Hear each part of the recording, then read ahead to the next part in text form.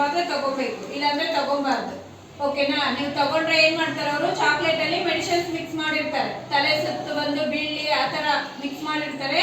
ನೀವು ಕೆಳಗಡೆ ಬಿದ್ದಾಗ ಅವ್ರು ಕಿಡ್ನಾಪ್ ಮಾಡ್ಕೊಂಡು ಹೋಗಿ ಅವರು ನಿಮ್ಮ ಬ್ರೈನ್ ಮತ್ತೆ ಹಾರ್ಟ್, ಐಸ್, ಹ್ಯಾಂಡ್, ಲೆಗ್ ಎಲ್ಲ ಕಟ್ ಮಾಡ್ಕೊಂಡು ಅವರು ಸೇಲ್ ಮಾಡ್ಕೋತಾರೆ. ಅರ್ಥ ಆಯ್ತಾ? ಯಾರು ಆತರ ಮಾಡಬಾರ್ದು. ಓಕೆನಾ?